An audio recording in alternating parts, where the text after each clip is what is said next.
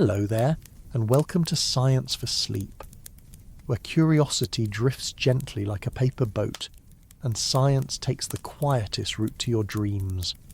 Tonight, we're descending into a world most of us will never see, a place where sunlight surrenders to darkness, where silence grows thick and creatures glide through pitch-black water like ghosts with gills. This isn't a horror story, though it could be. It's a lullaby for the ocean's deepest places, a soft exploration of the abyss, the deep sea. It's hard to imagine, isn't it, that just beneath the shimmering waves we know so well, the ones we splash in, sail on, and skim with stones, lies an entire universe of mystery, cold, crushing, and quiet. A world stranger than fiction, but beautifully, terrifyingly real. So let me ask, where are you listening from tonight? Are you tucked under blankets by a window, or maybe drifting off in a small apartment a few stories up from the city lights? And what time is it where you are? Because somewhere far below the surface of this spinning planet, time means nothing at all. There is only pressure, and dark, and life that doesn't need the sun. If this journey brings you calm, or even just keeps your thoughts company, it would mean so much if you like this video or subscribe to the channel. It helps our little raft of wonder float out to others who might need it too. Now, I do hope this won't keep you too interested. Sleep is the destination after all, but if it does, at least you'll have learned something strange and beautiful before you drift away. So settle in. Let your breath slow. Let your mind loosen its grip on the day, and let's begin. Because somewhere, far beneath the weight of waves, in a blackness older than bones, waits the story of the deep. Let's begin not with a fact, but a feeling. Imagine standing on a beach at night. The tide is out, the stars are mirrored in wet sand, and the wind is slow, unhurried. You look out toward the sea and feel something ancient staring back at you. That feeling, that mix of awe and unease, it's not just poetic, it's biological. Humans have always sensed something otherworldly about the ocean, especially the deep. There's no light down there, no landmarks, no clear sense of scale. And for a brain that evolved under the sun, this absence of reference points is unsettling. The abyss doesn't just challenge our perception, it dissolves it. In the deep sea, there is no up or down, no sound that travels cleanly, no horizon to lean on. It's a place where physics bends gently towards strangeness. If you or I were to sink into the abyssal zone, even before the cold or pressure claimed us, our minds would begin to fray from lack of input. No light, no sound, just the slow crush of water and the stretch of time. And yet, it draws us. There's something oddly familiar about it. Some part of us seems to recognize the deep as more than just a scary void. Maybe that's because, in a way, it's home. Every human embryo, after all, floats in salt water. Our blood has the same salinity as ancient seas, and long before we walked, or even crawled, we swam. That memory lingers, faint but persistent. It's why people stare at aquariums the way they do, why deep ocean documentaries feel meditative, why blue light feels calming. Some researchers believe this is tied to what's called the biophilia hypothesis, the idea that humans have an innate connection to natural environments. But perhaps it goes deeper still, because the ocean is not just nature, it's mystery made liquid. It hides, it protects, and it humbles. When you stand at the edge of the sea, you're not just looking at water, you're peering into an evolutionary mirror, a reminder that the unknown isn't just out there, but in us too. And this strangeness, this allure, creates a kind of tension in the mind, curiosity coiled with caution, a gentle internal contradiction. We want to look, but we don't want to fall in. We want to know, but we also want to stay safe on the shore. So what then do we find when we cross that invisible line? When we dive not in dreams, but in steel and science, and begin to sink below the reach of light? We find pressure, we find dark, and we find life. a kind of life that doesn't care what we expect. To descend into the deep sea is to leave human logic behind. Down here, fish have lights on their heads, eyes the size of dinner plates, or no eyes at all. There are creatures who feed by creating vacuums with their faces, others who trap prey using their own tongues as bait. The rules of land life simply do not apply. Down here, nature isn't just surviving, it's improvising. And that improvisation sparks something in us. Wonder, yes, but also a strange sort of kinship. Because like us, these creatures have adapted to a world they didn't choose. They're not monsters, they're solutions. Floating equations worked out over millions of years that solve for pressure, darkness, scarcity, and silence. And maybe that's why the deep sea feels psychological. It reflects us in abstract. Our fears, our adaptations, our longing for light in the dark. Just as we seek meaning in dreams and stories, deep-sea creatures seek food, warmth, survival. And in their bizarre elegance, we glimpse our own. So the next time you see a blobfish, a gulper eel, or a transparent jelly pulsing through darkness, don't laugh, don't look away, look closer. You might just be seeing yourself, in another shape, in another world, still floating. And now, having felt what the deep does to the mind, let's explore what humans have thought about it through time, how we've imagined the abyss before we ever touched it. Because before there was sonar, there were stories. Before we had cameras that could dive for hours or robots to map the ocean floor, we had imagination. And that imagination was, understandably, terrified. Nearly every ancient culture that lived near the sea also feared what lay beneath it. The deep was seen as the domain of monsters, gods, spirits, and curses. The Babylonians told of Tiamat, a chaos dragon of salt water whose defeat gave shape to the world. The Greeks spoke of Charybdis, a sea creature who swallowed entire ships and whirlpools. The Norse had the kraken slumbering in the deep, ready to rise and shatter hulls with its arms. Even today those old ideas echo. In horror films, the ocean is never just wet. It's ancient, indifferent, patient, the perfect backdrop for fear. But it wasn't just mythology. Sailors, explorers, and early scientists tried to make sense of the abyss with what little they had. In the 19th century, many still believed the deep sea was lifeless, a barren void, too cold, too dark, too pressurized for anything to survive. It made sense in a way. After all, we couldn't see it, and what we couldn't see, we often assumed didn't exist. But then came a shift. In 1872, the HMS Challenger set sail on a groundbreaking expedition. It dragged nets, measured depths, and brought up creatures no one had ever seen. Not monsters, exactly, but strange life, real life, with weird shapes and luminous bodies, creatures that had been hiding in the dark the whole time. This changed everything. The deep was not dead. It was alive, just quiet, just hidden. And slowly we began to rewrite our stories. Science, of course, replaced myth.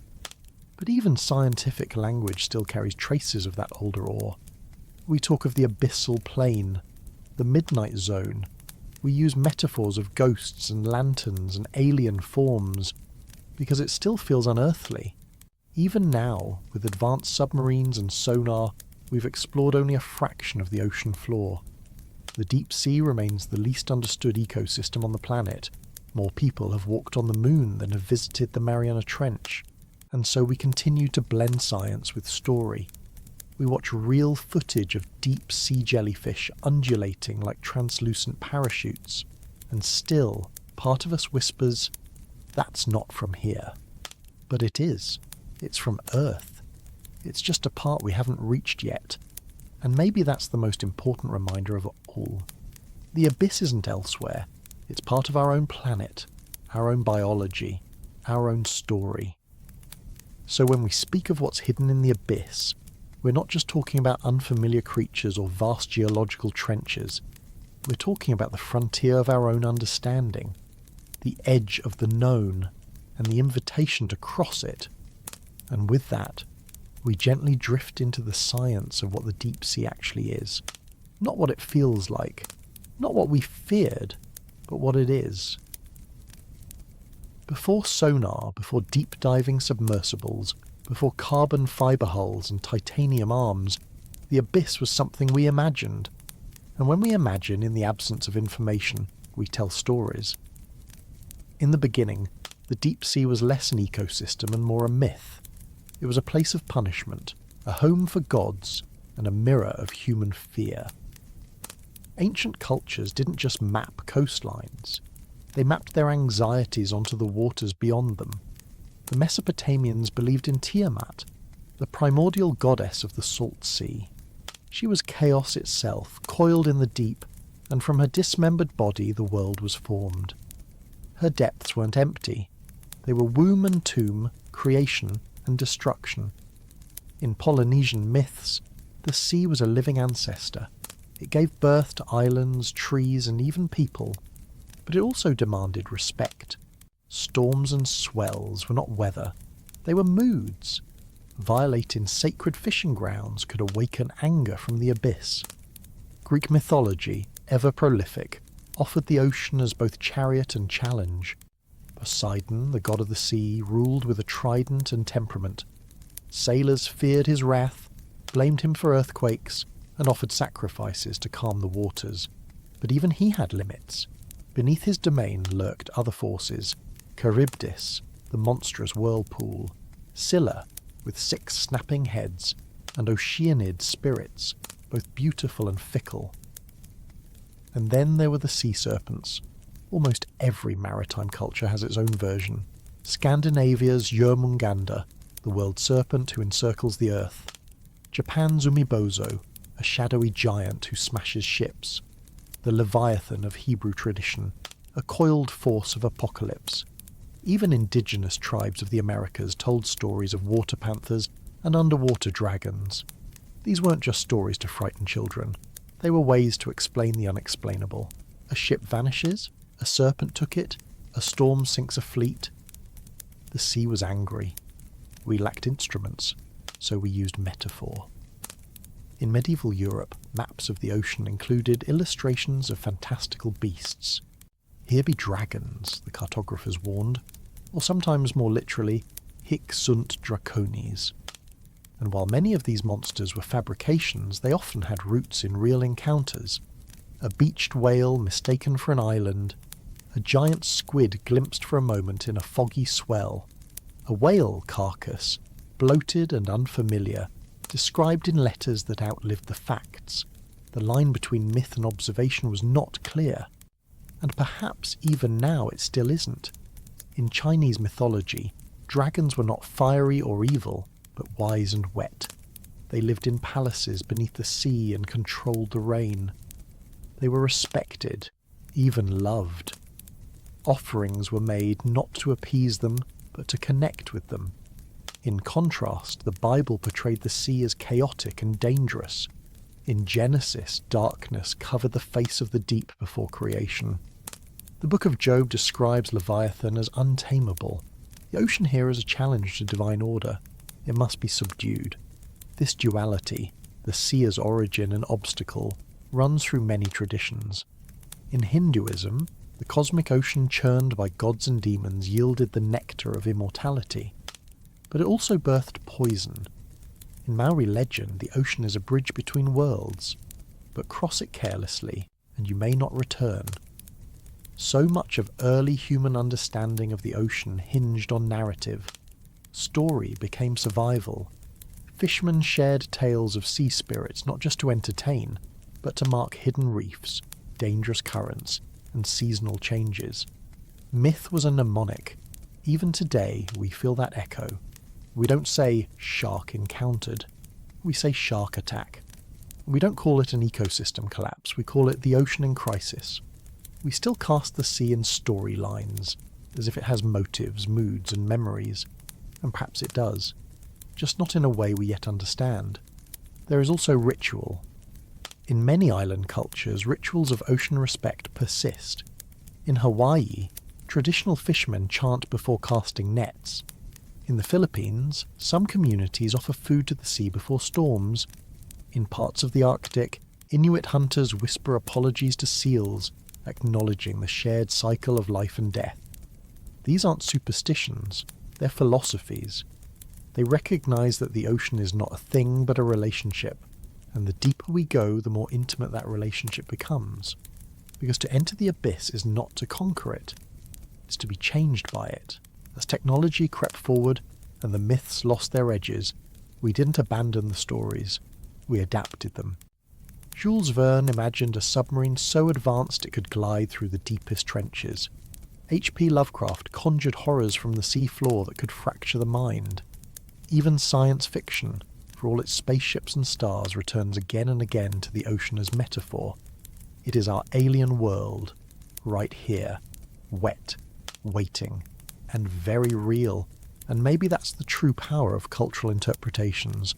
They don't explain the sea, they reveal us, our hopes, our terrors, our desperate need to name what we cannot reach. And now, after the myths and metaphors, let us surface briefly and then plunge into the real.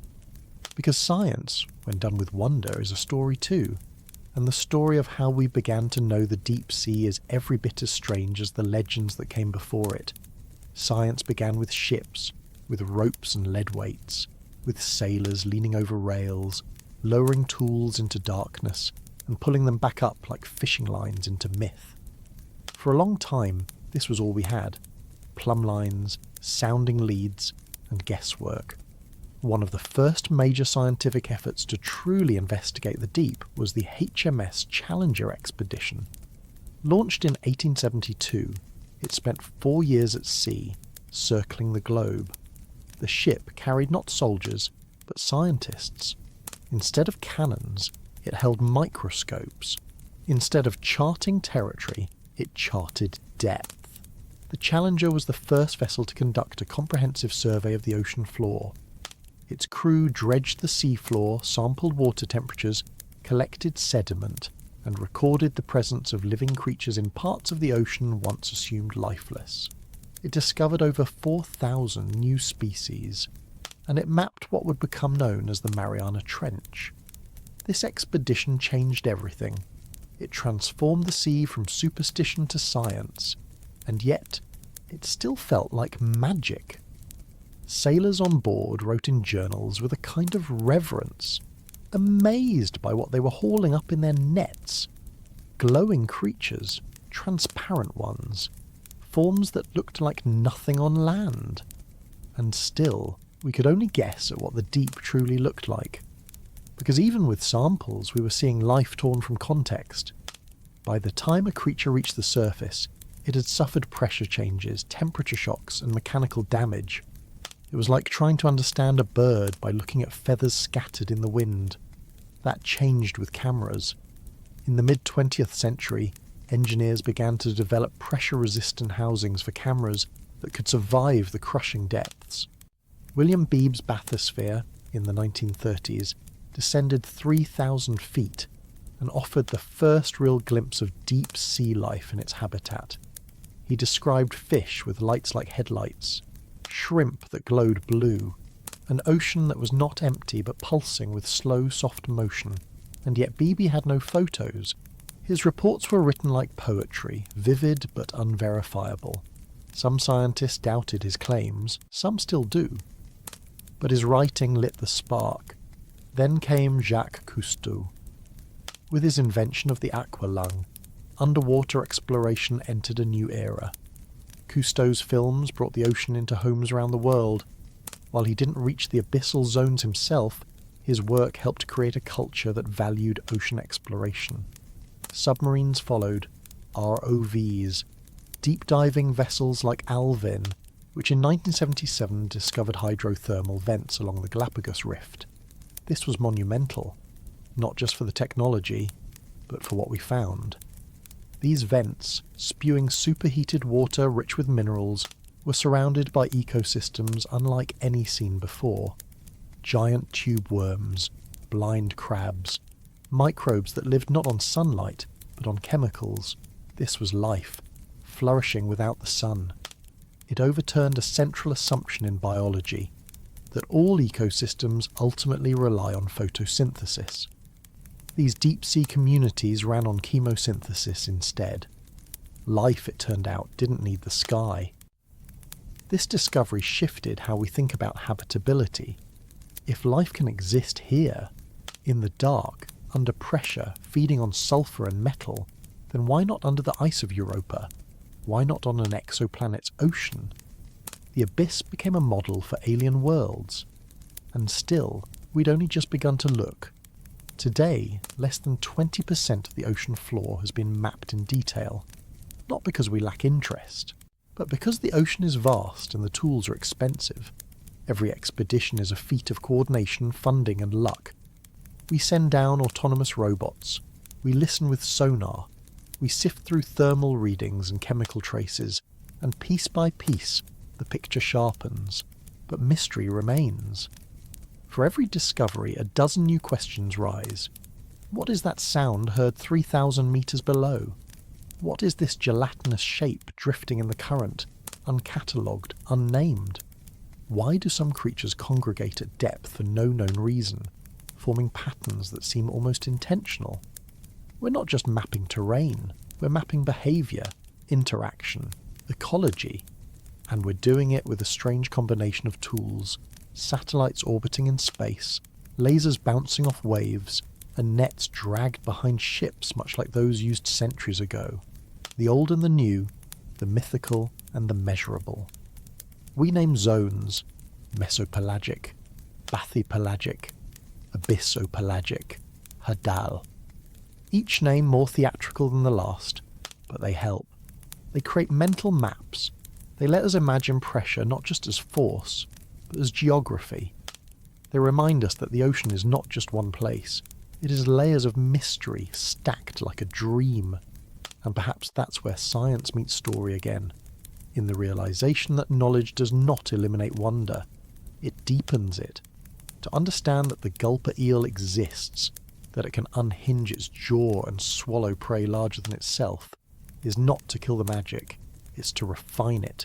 To name the glow of a lanternfish not as sea magic, but as bioluminescence, a chemical process of luciferin and luciferase, is not to dull the shine, it's to know it more intimately. And still, we wonder, what else is down there? What haven't we seen? What languages are these animals speaking with flashes and pulses and migratory dances? We're no longer mapping myths, but we're not done telling stories. Only now the stories are written in data, in sonar shadows, in video clips of strange beings floating silently in the black. This too is a kind of myth-making, only this time we get to watch it happen in real time. Let's begin with something simple. What exactly is the deep sea? It's not just deep water. It's not simply where your feet can't touch the bottom, or where the sun can't reach. It's a specific, measurable region of the ocean, defined not by imagination, but by light, pressure, and depth. The ocean, like the sky, has layers, zones, each stranger than the last. We start at the epipelagic zone, the surface to about 200 metres deep. This is where sunlight reaches. The sunlight zone. Most of what we know about marine life comes from here.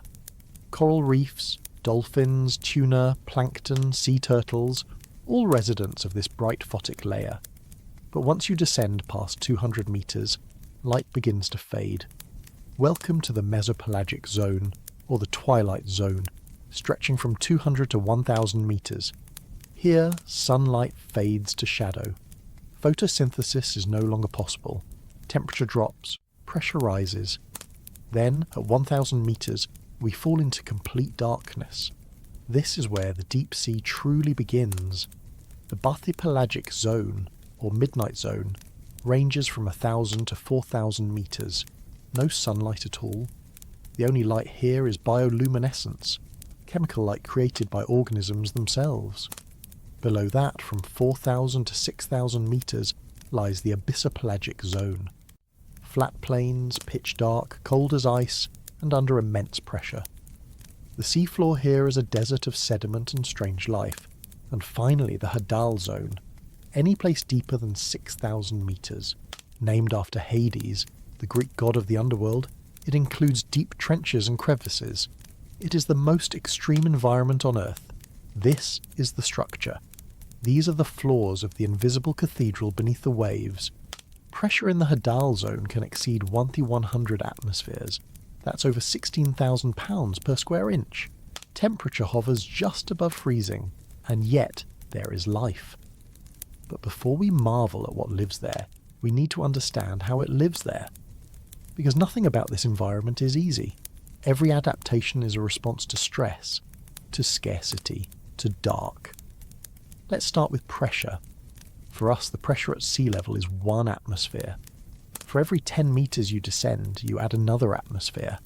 So at 1,000 meters, it's 100 atmospheres. At the bottom of the Mariana Trench, nearly 100. For most land creatures, including us, this would be instantly fatal. But deep-sea organisms aren't just tough. They're engineered by evolution in exquisite ways. Many have no rigid structures that can collapse. Their bodies are soft, gelatinous, flexible. This isn't weakness, it's strategy. Bones snap, fluid bends. At the cellular level, membranes are different. The fatty acids in deep-sea creatures' cell walls are adapted to remain fluid and functional under pressure. Enzymes and proteins are specially tuned to resist denaturing. Their internal chemistry is like a whisper adapted to shouting. Even DNA replications, the basic machinery of life, must be pressure-resistant. Scientists studying these adaptations are only beginning to understand the molecular alchemy required. Now, let's talk about light, or the lack of it. In the midnight zone, it is not just dim, it is black. The kind of black that has never seen dawn. Yet, paradoxically, this zone is full of light, just not sunlight. Roughly 90% of deep-sea animals are bioluminescent. They produce light through chemical reactions, often using molecules like luciferin, catalyzed by enzymes like luciferase. The result? Cold light, glowing bellies, blinking lures, flashing warnings. But why glow in a place with no sun? For many reasons. To attract mates, to lure prey, to camouflage from predators. Some fish use counter-illumination, glowing bellies that match the faint light from above, making them invisible when viewed from below. Some flashes are used to stun predators, to communicate, to distract. In a world of total darkness, a single flash is a language. Then there are the creatures with light-producing bacteria living inside them. Symbiosis in the dark. Entire relationships built on glow. And the forms, they're as varied as they are strange. Take the anglerfish, with its bioluminescent lure, or the vampire squid, which isn't a vampire or squid, but has blue cloak arms and glowing arm tips.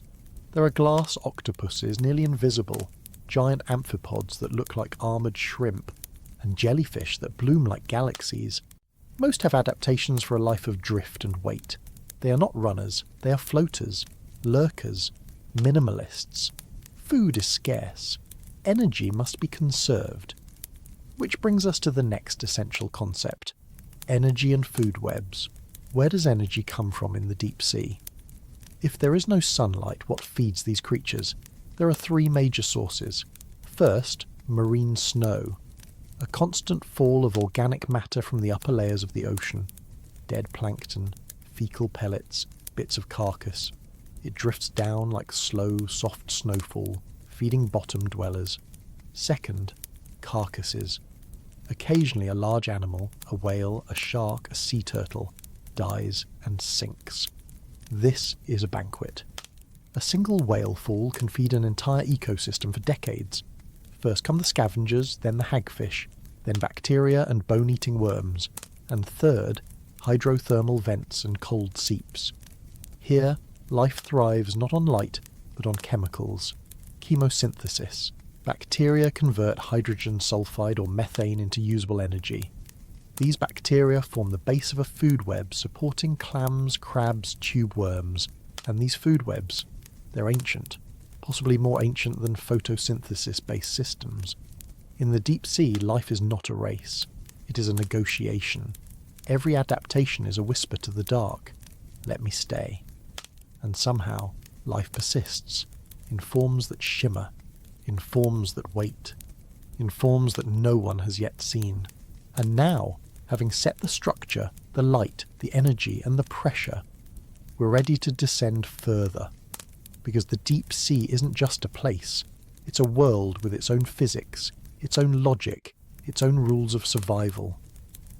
In the next section, we'll meet the residents of the deep more intimately. Not just what they are, but how they live, and how they challenge what we thought life could be. Let's meet the residents. Start with the anglerfish, perhaps the most iconic face of the deep. A wide mouth, needle teeth, and a glowing lure dangling from its forehead like a lamp on a nightstand. But the most curious thing about it isn't the lure, it's the male. Male anglerfish are tiny.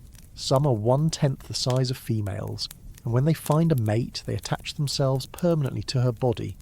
They bite her side, fuse their tissues, and eventually lose their eyes, fins, and even organs. They become part of her. A parasitic sperm donor living in fusion.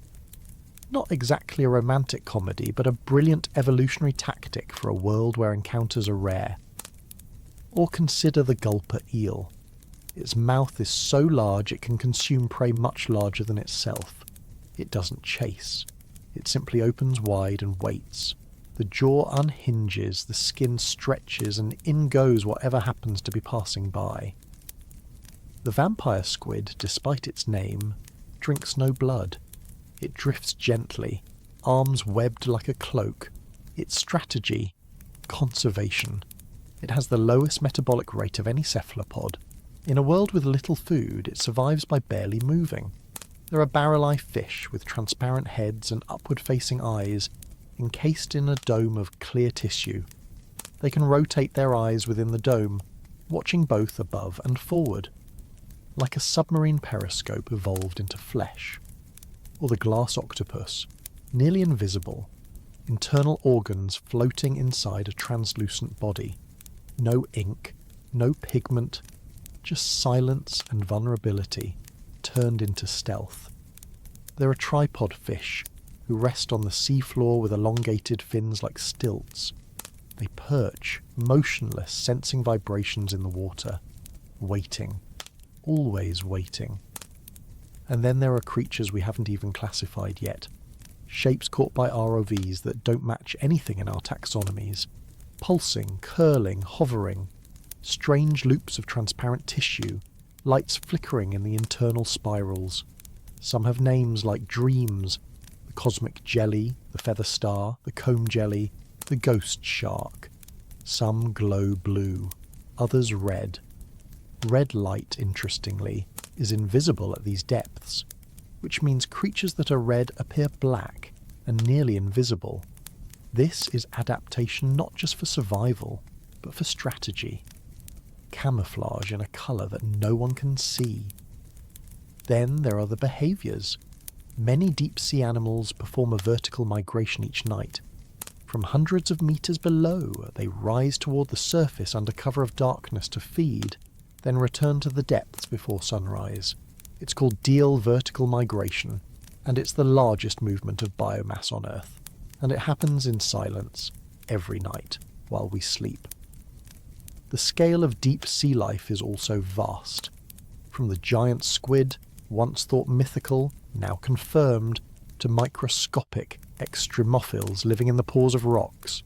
Some creatures are long-lived, others barely have time to grow, and yet nearly all of them remain hidden. Why? Because light is limited. Human access is limited.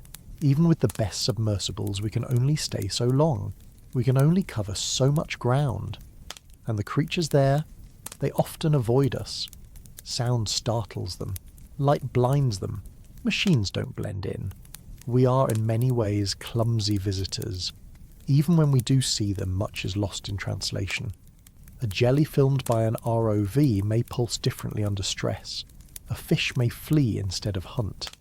These snapshots are just that. Fragments, but they add up. and each new encounter stretches our definition of what life is.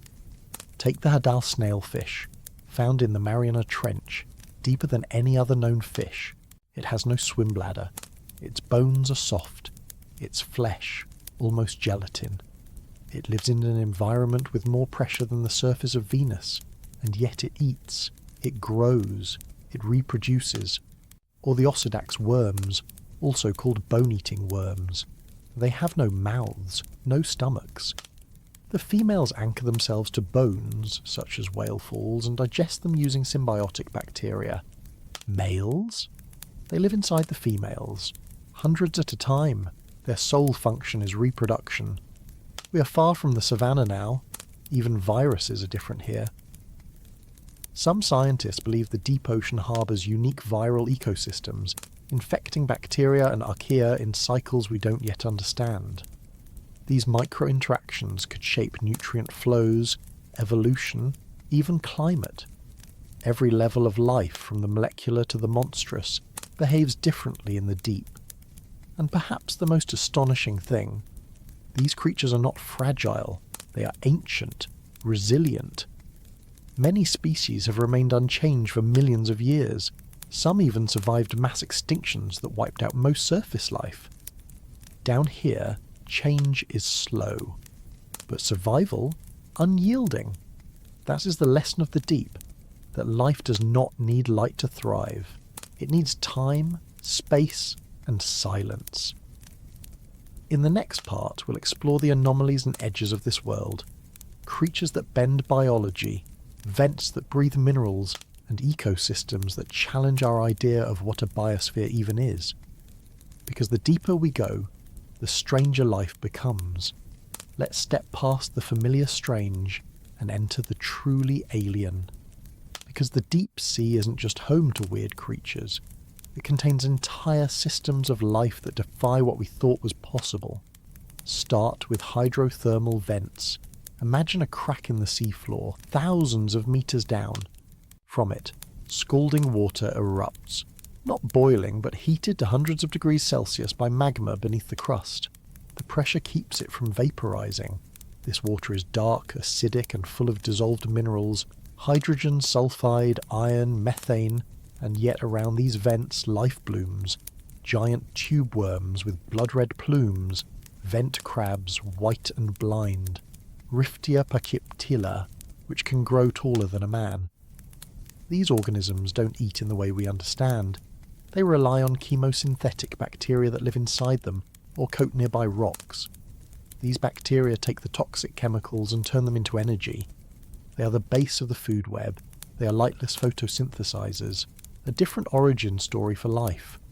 Discovered only in 1977, these ecosystems shocked the scientific world. They suggested that life didn't need the sun, that perhaps even on Earth biology had more than one blueprint. And then came cold seeps. These are areas where hydrocarbons, methane, ethane, oil, seep from cracks in the ocean floor. No heat, but still life. Clams with chemosynthetic bacteria in their gills, mussels with methane-loving symbionts, shrimp clustering around chemical flows. Bacteria form mats like fields of filament, carpeting the seabed.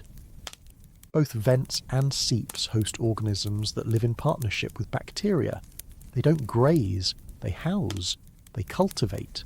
The relationship is so close, it's hard to say where one life ends and the other begins. Even stranger. These ecosystems are temporary, vents cool, seeps shut, but the communities adapt. Larvae drift until they find a new vent. Generations cycle in waves of heat and mineral and dark. Entire biomes blooming in geothermal breath. Now let's talk about brine pools. Yes, underwater lakes inside the ocean. These are pockets of water so salty they don't mix with the surrounding sea. They sit in depressions on the seafloor, denser, still, with visible shorelines and waves. Crossing into a brine pool is like crossing dimensions. It can be fatal for most marine life, but some organisms thrive there. Bacteria adapted to hypersaline conditions, mussels clinging to the shores. It's the closest thing we have on Earth to discovering an alien sea. There are also methane hydrates, crystalline cages of ice and gas that form under pressure. Some theorize these deposits could store massive amounts of energy. Others worry they could release greenhouse gases if destabilized. In these landscapes, biology meets geology. The line between organism and environment blurs. Life builds from rock, from chemical, from contradiction. And then there are the zombie worms, Osedax, discovered feeding on whale bones, lack mouths, stomachs, and even traditional digestive systems. They secrete acid to bore into bone, then digest with the help of symbionts. They have root-like structures that grow into the marrow. They are decomposers in a place with no topsoil, gardeners of the forgotten. Some worms reproduce by broadcasting eggs and sperm. Others keep harems of microscopic males. Some reproduce once and die. Others clone themselves. Time works differently here. Growth is slow, change is rare, but persistence, that is eternal. We also find extremophils, bacteria and archaea that live in temperatures above boiling, in acid, in pure metal brine. They change what we thought life could tolerate. They expand the concept of habitable zone, which brings us to one of the most astonishing implications of deep-sea research, the possibility of extraterrestrial life. Europa, one of Jupiter's moons, is covered in ice. But beneath that ice, a subsurface ocean, possibly warmed by tidal forces. If Earth's hydrothermal vent systems can host entire ecosystems without sunlight, then why not Europa?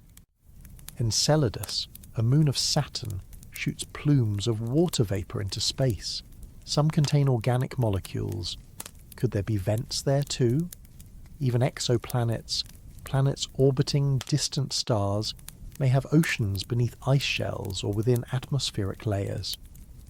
Our definition of Earth-like is shifting. Maybe it means watery. Maybe it means deep. Studying the abyss isn't just marine biology. It's astrobiology. It's learning how life might look when built from different rules. And perhaps most humbling, we still haven't found the bottom of it. New trenches, new species, new chemistry.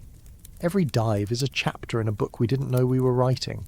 And all of it, the glowing fish, the worm forests, the methane lakes, exists not in a fantasy world, but in the same oceans we swim in.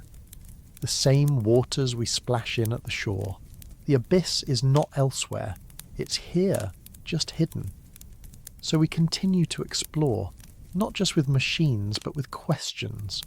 How does light shape behaviour when it's only ever artificial? How do organisms mate when they may never meet? What does community mean in a world of drift? And when we look outward to alien seas, it will be these creatures, the worms, the jellies, the invisible shrimp, that guide our search. Because they are the proof that life is not fragile. It is adaptive. And most of all, it is strange. Stranger than fiction. Stranger than fear. Stranger than we dared believe. And yet, utterly real. To understand how we came to know the deep sea is to tell a story of glimpses, of slow reveals, of tools invented not just to measure, but to believe. Because for most of human history, the deep ocean wasn't just inaccessible, it was unimaginable. Let's begin with sounding lines. Simple tools. Weighted ropes lowered from ships to estimate depth. Crude, but effective. They told us the ocean had contours, valleys, slopes, that it wasn't just flat and endless beneath the surface. One of the earliest documented deep-sea soundings was in 1521, when Magellan's crew dropped a line in the Pacific and found no bottom at 730 fathoms. The line just kept going. The ocean swallowed it. Later, in the 19th century, lines grew longer.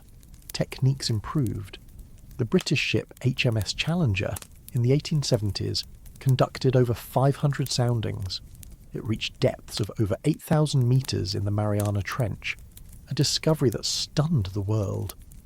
But even then, we were still measuring absence. A rope tells you something is down there, but not what. To see required invention. Enter the bathysphere. In 1930, naturalist William Beebe and engineer Otis Barton built a steel sphere with tiny windows and a breathing system. Suspended by cable, they descended off the coast of Bermuda. No camera, no lights beyond their own, just eyes, pressed to a portal staring into black. They reached 3,000 feet, and what they saw changed everything. Fish with lights, jellyfish with internal flames, shrimp that glowed like coals. Beebe described a fish with the face of a pig and the body of a balloon. A luminous eye the size of a coin. Skeptics doubted him. No photos, no proof. But Beebe's poetic logs hinted at a truth science wasn't yet ready for. The deep was not barren. It was filled with light. In the decades that followed, technology caught up. Cameras built into pressure housings, lights that could survive the crush, remote-operated vehicles, and then came Alvin, commissioned by the US Navy in 1964. Alvin was a small, manned submersible, capable of reaching deep-sea floors. It was aboard Alvin that scientists discovered hydrothermal vents in 1977, and the ecosystems that surrounded them. Suddenly the deep wasn't just deep, it was vital. Alvin also helped recover a lost hydrogen bomb, explored the Titanic, and became a symbol of how far human curiosity could reach. But it wasn't just government projects. In 1960, Swiss scientist Jacques Picard and US Navy Lieutenant Don Walsh boarded the Trieste, a bathyscaphe with a thick glass viewing window and a body built like a floating tank. They descended to the bottom of the Mariana Trench, nearly 11,000 metres down. No one had ever been there, and for over 50 years no one went again. They reported seeing a flatfish, though later analysis suggested it was likely a sea cucumber or another benthic organism. Still, they proved it was possible, that humans could touch the planet's deepest point. Since then, others have followed. Robotic dives, autonomous vehicles, even filmmaker James Cameron in 2012, who soloed the trench in a custom-built sub called Deep Sea Challenger. These milestones mark progress not in distance, but in presence, each one a candle lit in the dark, and yet, for all this machinery, we still struggle with the same basic question: what's down there? Because the ocean, unlike space, is resistant to clarity. Water obscures, pressure crushes, darkness absorbs. Even today, mapping the ocean floor is like blindfolded cartography. We use sonar, bouncing sound waves off the bottom, translating echoes into shape. It works, slowly. The most detailed maps of the seafloor come not from direct observation, but from satellites measuring tiny changes in sea surface height. These changes, caused by gravity and underwater topography, hint at mountains, trenches and ridges. It's like reading Braille from orbit. And still, only about 20% of the ocean floor has been mapped with high resolution. There are mountain ranges bigger than the Andes we haven't named, trenches deeper than Everest is tall that remain anonymous, and for the parts we have seen, we're still interpreting. ROVs and AUVs, remotely operated and autonomous underwater vehicles, now do much of the deep work. They can dive for days, explore where it's too dangerous for humans, and collect samples with robotic arms. One of the most ambitious efforts is Seabed 2030, a global initiative to map the entire ocean floor by the end of the decade. It relies on open data, international cooperation, and ships equipped with multi-beam sonar. But it's a massive task. The ocean covers over 70% of Earth's surface, and much of it is just far, remote, rough, expensive. Still, we persist. Not because it's easy, but because something calls us. Maybe it's the fact that so much of our own world is still hidden, that for all our satellites and sensors, we remain land creatures dreaming of depth. Or maybe it's older than that. Maybe it's the ancestral pull, the whisper in our bones, the part of us that remembers water before breath. Because when we explore the deep, we aren't just learning about the ocean, we're learning about ourselves. In the next part, we'll look at the thinkers, tinkerers, and visionaries who helped shape our understanding. not just through machines, but through imagination, through metaphor, through the long, slow wonder of asking, what lies below? There is a thread that runs through every great leap in deep sea discovery, and that thread is human imagination. Long before we had submersibles, we had sketches, paintings, stories, and hypotheses. The sea wasn't empty because we didn't understand it. It was full, overflowing with whatever ideas we projected into its dark corners. Science grew not in the absence of myth, but from it. Consider Jules Verne. In 1870, Verne published 20,000 Leagues Under the Sea. A novel, yes, but more than that, a blueprint. In it, Captain Nemo pilots the Nautilus through coral forests, sunken ships, and undersea volcanoes. Verne imagined electric propulsion, pressure-resistant hulls, even scuba gear long before they existed. His fiction inspired generations of explorers and engineers. Even Jacques Cousteau cited Verne as a childhood hero. Or think of William Beebe, not just a naturalist, but a storyteller. His bathysphere dives in the 1930s were scientific, but his descriptions read like dreams. He saw not just fish, but flickering spirits of the deep, light as emotion, movement as mystery. Beebe didn't invent fantasy, he translated it. Then came the pioneers of technology, Jacques Picard, who built Trieste with his father, Auguste. Their work on buoyancy and pressure-resistant design laid the foundation for modern submersibles. The bathyscaphe they built didn't look sleek, it looked absurd, but it worked. It went deeper than anyone thought possible. James Cameron followed in their footsteps but added cinematic flair. His deep-sea Challenger was designed not just for depth, but for film. The mission was both exploration and storytelling. And let's not forget Sylvia Earle. An oceanographer, explorer, and tireless advocate for marine conservation, Earle has spent thousands of hours underwater. Her early dives in submersibles during the 1960s and 70s helped gather key data about oceanic zones. But more importantly, she spoke about the ocean as something intimate, personal. She once said, "You should be down there with a camera in your hands and tears in your eyes, because science, without emotion, rarely gets remembered. The tools of exploration have evolved. Sonar, GPS, remotely operated vehicles. But behind every tool is a person, a thinker, a poet in disguise. Even the mathematical models that help us estimate undersea terrain require a kind of narrative logic. Algorithms predict shapes based on echoes. They imagine what the seabed looks like, then verify it through pattern. In that sense, even our most advanced mapping systems are storytellers. They create probable worlds out of pulses. It's easy to forget that, to reduce oceanography to charts and data points. But there are people, living, breathing, dreaming people, behind every sonar ping. And as we dig into the past century of exploration, a curious pattern emerges. Every generation believes it has seen the limits of life, and every generation is proven wrong. In the 1800s, scientists believed no life could exist below 600 meters. Then came deep trawls. In the early 1900s, it was believed nothing could survive without sunlight. Then came hydrothermal vents. In the mid-20th century, pressure was thought to be the ultimate barrier. Then came Hadal fish. Each time, the abyss quietly raised an eyebrow and showed us something new. There is humility in that. A reminder that our knowledge is provisional, that Earth still holds secrets. Even the act of naming species is a kind of poetry.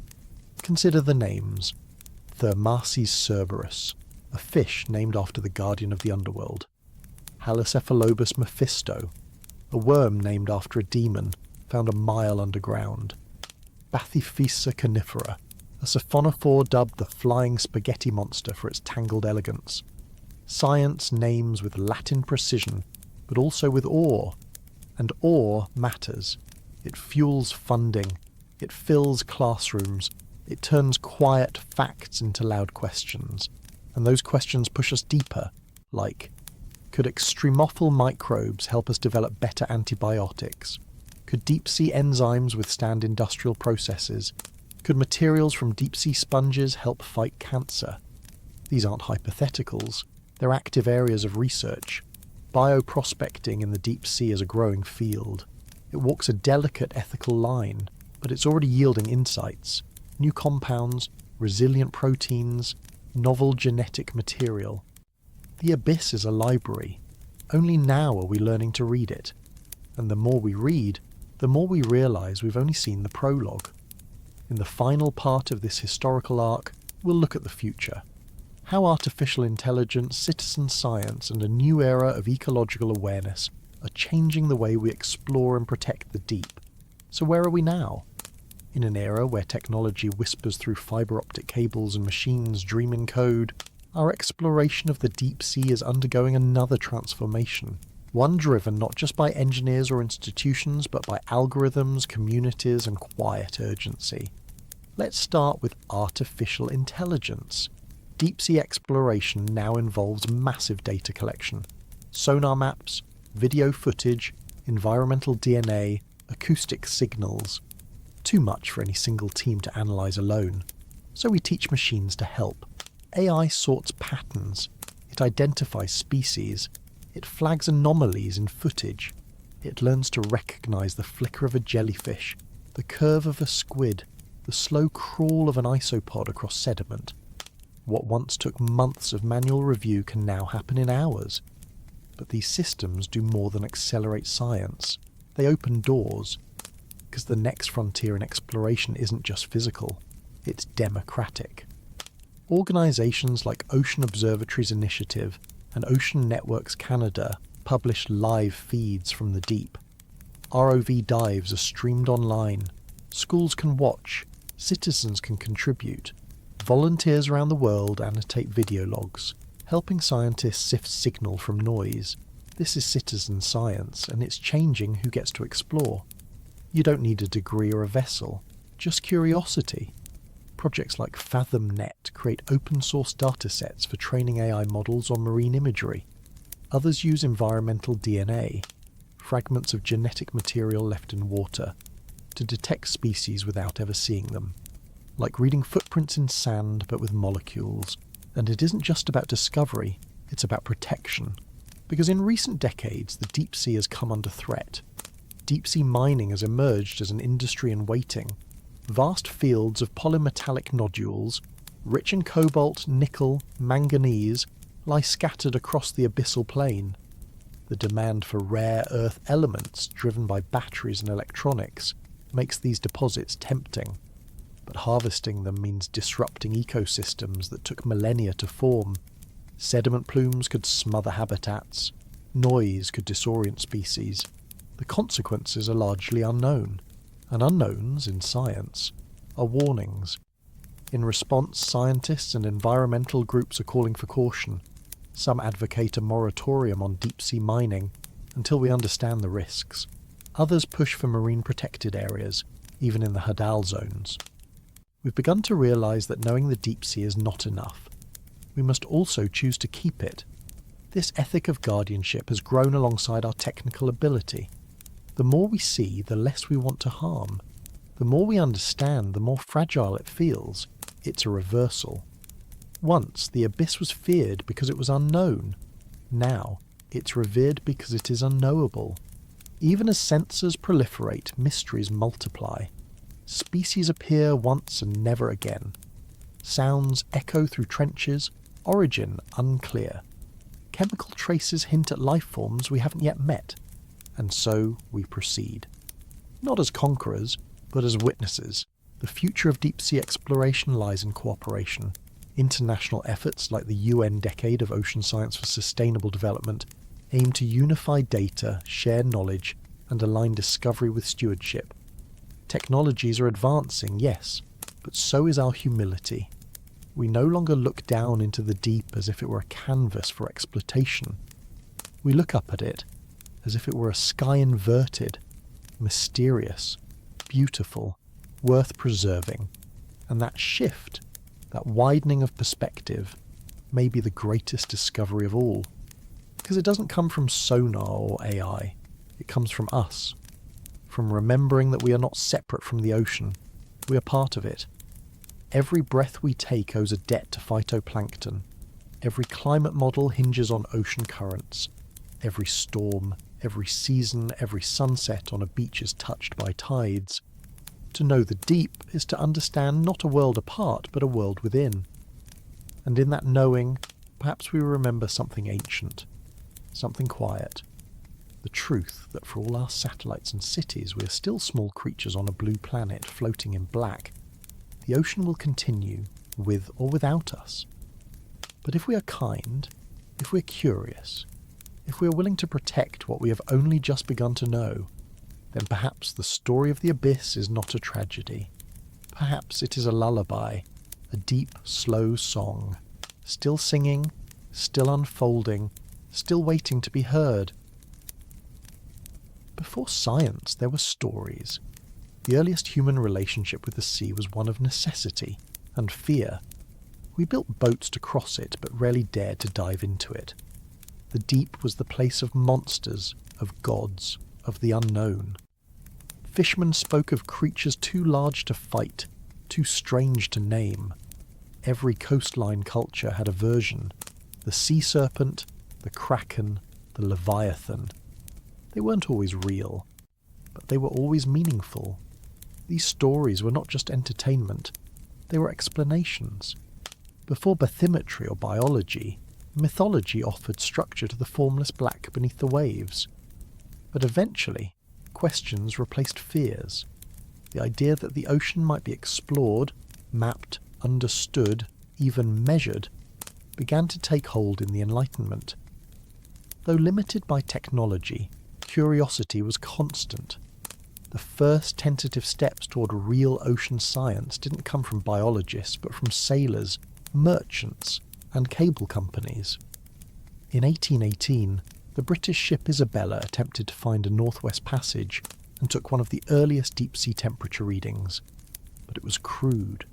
Buckets and ropes, a guess at best. Still, interest was growing.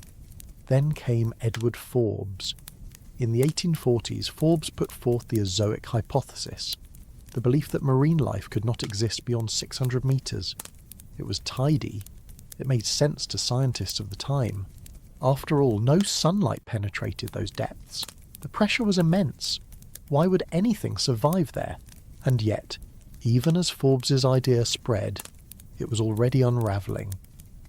By the 1850s, engineers working on the transatlantic telegraph cable began pulling strange creatures up from greater depths. Not many, but enough to make scientists wonder. If life could exist a mile down, what else might be possible? Then came the HMS Challenger. Launched in 1872, the Challenger expedition was a turning point. It was the first voyage designed specifically for oceanographic science. Over nearly 4 years, the crew collected thousands of samples, conducted hundreds of soundings, and catalogued previously unknown species. It was slow, laborious, analogue work.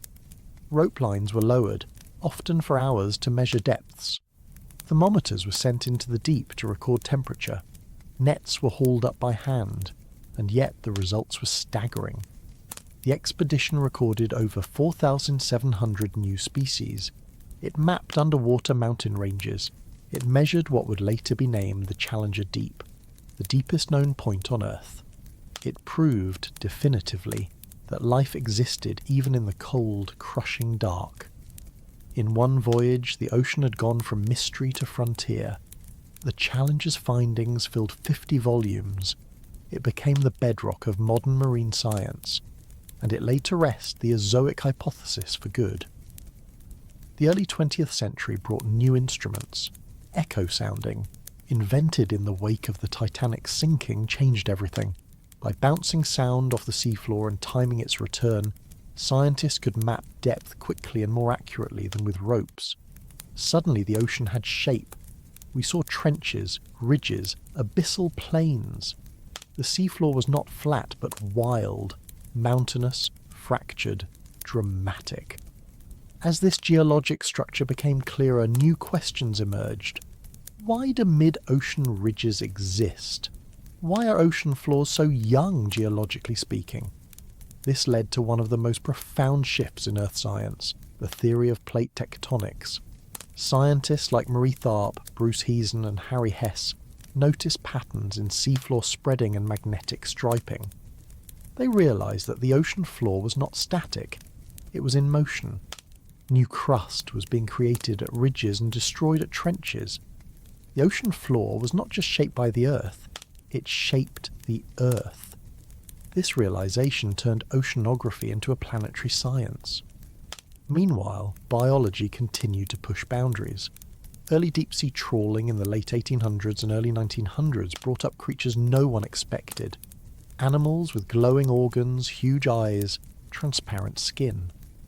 The term bioluminescence entered the lexicon, and the ocean took on a new aura. Not just dark, but full of light that science could not yet explain. In the 1930s, William Beebe and Otis Barton descended in the bathysphere off Bermuda, reaching depths of nearly 1,000 metres. They saw creatures no human had seen alive in their own habitat. Glowing jellies, deep-sea fish with lanterns for eyes. Their reports were met with scepticism. Some scientists dismissed their descriptions as exaggeration, but the die was cast. Humanity had pierced the veil. It wasn't until 1960 that we reached the deepest known point in the ocean, the Challenger Deep. The vessel was the Trieste, a bathyscaphe built by Swiss engineer Auguste Piccard and piloted by his son Jacques Piccard and US Navy Lasseurs Don Walsh. They descended nearly 11 kilometres into the Mariana Trench. The pressure was over 1,000 times atmospheric levels. The descent took nearly 5 hours. They stayed on the bottom for just 20 minutes. And they saw life. It looked like a flatfish. Though later reanalysis questioned that ID, still, it was movement. Proof that life could exist at the very edge of possibility. The descent of Trieste was a human triumph. But it was also a pause. For decades, no human would return to the deepest trench. Instead, we sent machines. Remotely operated vehicles, ROVs, and autonomous underwater vehicles, AUVs, took on the task. They could go deeper, stay longer, and take risks humans couldn't. Equipped with cameras, arms, sensors, they became our surrogates in the dark. In 1977, using Alvin, a US research submersible, scientists discovered something unexpected: hydrothermal vents near the Galapagos Rift. From these vents spewed scalding, mineral-rich water. Around them, ecosystems teeming with life. Tube worms taller than humans, blind shrimp, bacteria that fed not on light, but on chemicals. It was a revolution. Until then, we believed all ecosystems depended on the sun. But these communities didn't. They were powered by chemosynthesis, life from chemistry, not light. This upended everything. If life could exist there, what about other planets? Moons like Europa or Enceladus, with icy crusts and possible subsurface oceans. The deep sea wasn't just an earthly mystery anymore, it became a cosmic possibility. And so we kept going. We mapped more of the seafloor using sonar and satellite altimetry. We developed better submersibles. We used deep-diving robots to film ghost sharks, giant squid, and bizarre gelatinous creatures that looked more like ideas than animals. Each step built on the last, but each step also deepened the mystery, because the more we saw, the more we realised how little we understood. By the early 21st century, the ocean had become not just a place of exploration, but a system, one interwoven with climate, biodiversity and global stability. And the deep sea, no longer just mysterious, but essential. Let's begin with data. Over the last 2 decades, marine science has entered a new phase. Not exploration by intuition, but exploration by information. Satellites measure sea surface temperature, sea level, and gravitational anomalies. Drifting Argo floats roam the upper 2,000 metres of the ocean, collecting salinity and temperature profiles, transmitting them in real time. But the deep sea still resists easy monitoring. It's not just vast, It's hard to access, expensive, and in some places actively hostile. That's where autonomous systems step in. Modern AUVs, autonomous underwater vehicles like Boaty McBoatface, Nereus and Orpheus, roam the depths untethered, mapping ridges, photographing thermal vents, and sniffing for chemical signatures. Some are designed to mimic marine life, torpedo-shaped, neutrally buoyant, nearly silent. Remotely operated vehicles like ROV Jason and ROV Sebastian have streamed breathtaking footage from thousands of meters below, revealing ecosystems living on whale falls, coral gardens blooming in darkness, and fish with antifreeze in their blood. These machines don't just extend our reach, they multiply it, and their discoveries keep rewriting our assumptions. We've learned that the abyssal plains, once thought barren, are biologically active, that species we assumed were rare are sometimes widespread, that deep sea corals can be thousands of years old, that sponge fields may act as carbon sinks, that creatures in the Hadal zone, below 6,000 metres, are more diverse than previously imagined. We've also started listening. Acoustic monitoring networks now track everything from whale migrations to underwater earthquakes. Mysterious low-frequency sounds like the bloop detected in 1997 have sparked both scientific and public fascination. While most such sounds are eventually explained, in that case likely an icequake, the fact remains the ocean is noisy and not all of it comes from us. But increasingly more of it does. Human activity now echoes in every trench. Microplastics have been found in the Mariana Trench. Mercury accumulates in deep-sea fish. Industrial fishing gear litters slopes thousands of meters below the surface. And perhaps most controversial of all, the threat of deep-sea mining.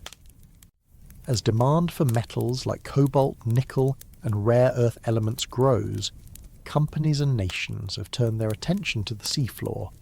In particular, they seek polymetallic nodules, potato-sized lumps that form over millions of years and sit scattered across the abyssal plains, especially in the Clarion-Clipperton zone between Hawaii and Mexico.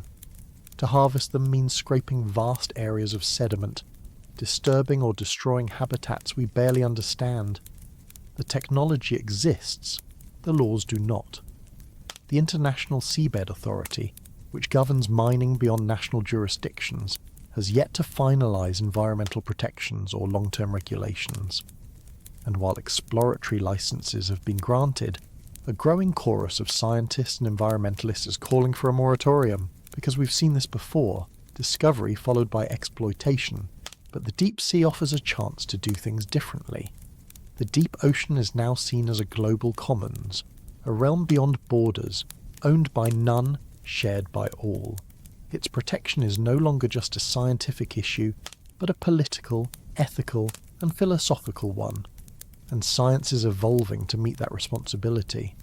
Collaborative projects like Seabed 2030 aim to map the entire ocean floor by the end of this decade, a goal that would have seemed impossible just 10 years ago. The rise of open science means that footage from ROV dives, sonar data, and even genetic sequences are increasingly being made public. Citizen scientists can now help identify species from live streams, tag imagery, and support annotation efforts. We're also developing new analytical tools. With the advent of environmental DNA, eDNA, researchers can detect organisms by filtering seawater and extracting genetic fragments. This allows for surveys that are faster, less invasive, and more comprehensive than traditional trawling.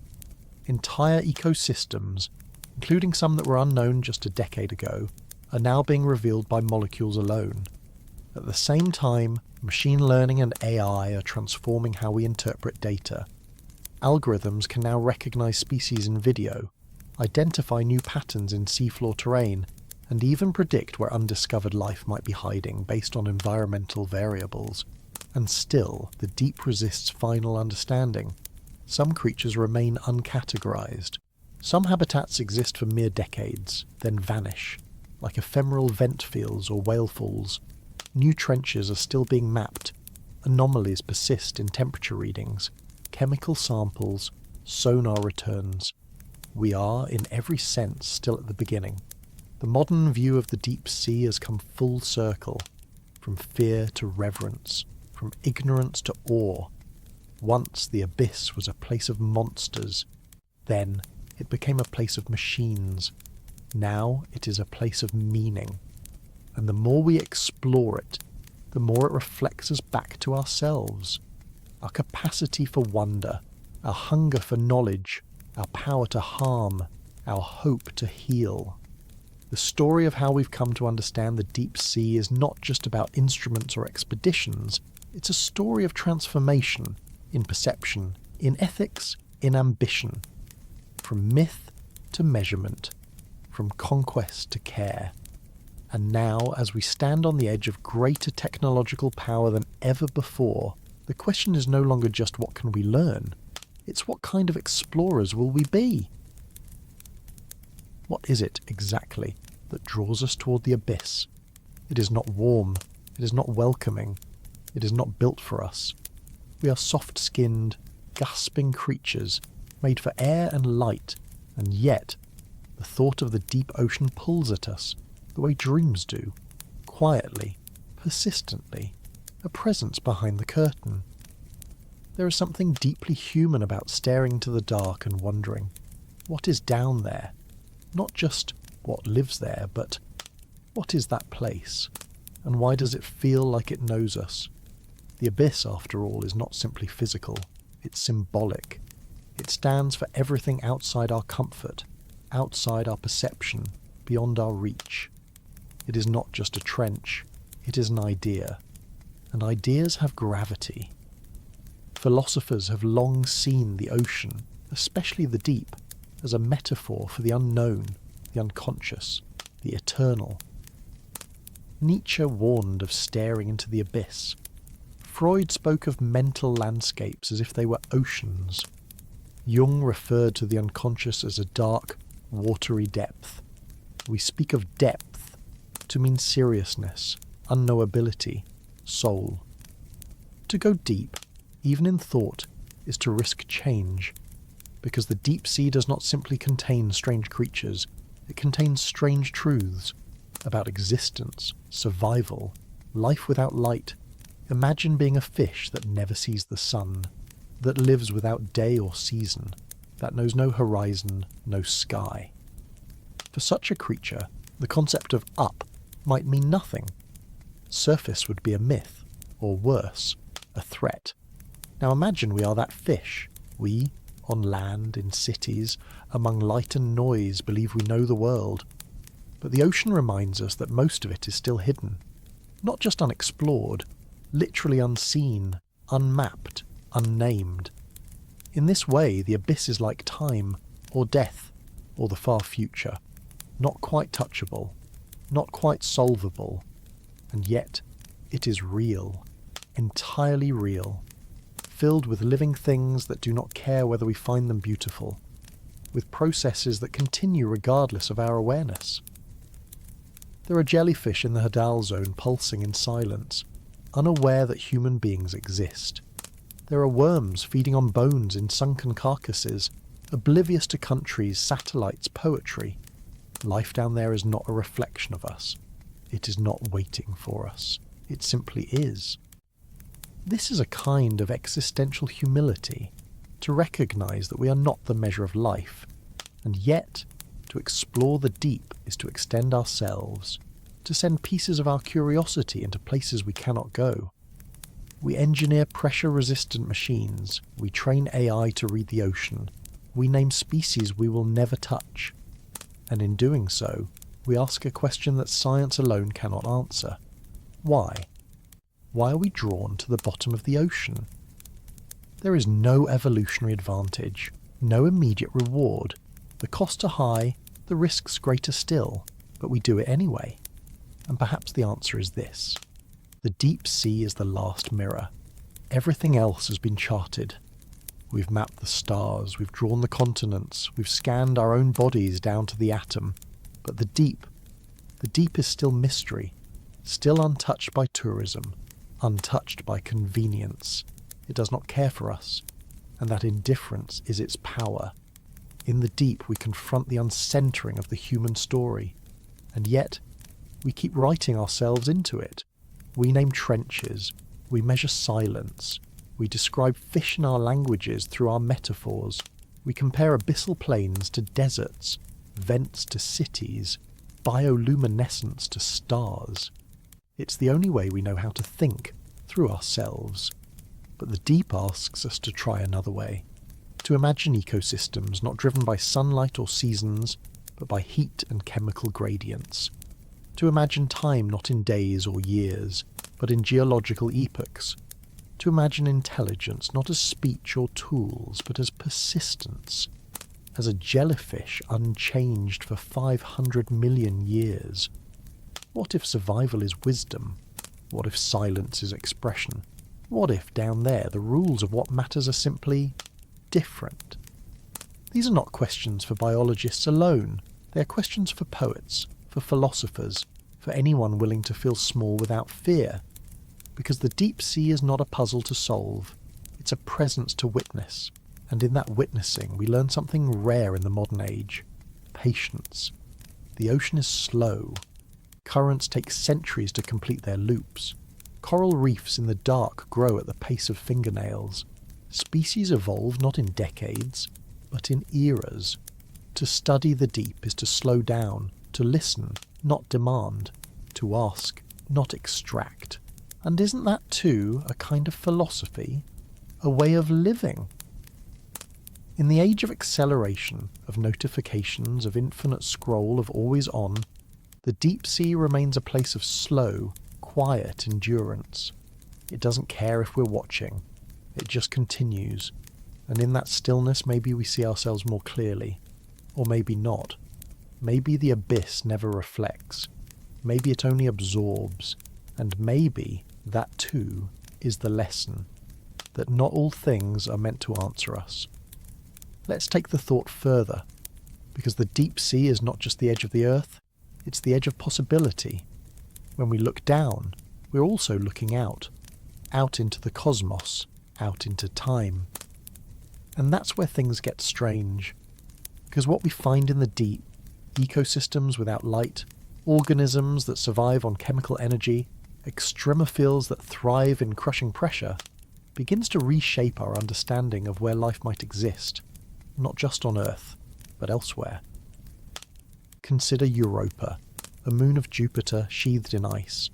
Beneath its frozen crust, a global ocean, possibly twice the volume of all Earth's water. Locked in darkness, heated from below by tidal forces and internal friction. No sunlight, but potentially vents, heat, chemistry. Does that sound familiar? Or Enceladus, a tiny moon orbiting Saturn, where plumes of water shoot into space from a subsurface ocean. The Cassini spacecraft flew through those geysers, found salts, organics, hydrogen. No proof of life, but all the ingredients. What's remarkable is that we might have overlooked these possibilities. Had we not discovered life in our own trenches?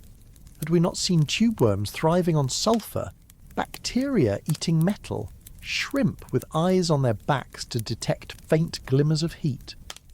Astrobiology, the science of life in the universe, owes a quiet debt to the deep sea. Without it, our vision of life would still be narrow, based on sun, on land, on air. But the deep has expanded the frame, and it's not just about biology. The ocean also changes how we think about time. On the surface, time is loud. Days cycle, clocks tick, things grow, bloom, decay. But in the deep, time stretches. A coral might live 4,000 years. A sediment layer might represent 1,000. A single current circulating between polar regions and equators might take 1,500 years to complete a loop. Here, time is not a rush. It is weight. And when we send machines into the trenches, what we're touching isn't just depth, it's history. The ocean floor records impacts, extinctions, migrations, meltings. It is memory in mineral form. There's poetry in that. because we too are creatures of time. We age, we forget, we remember. We try to make meaning out of motion.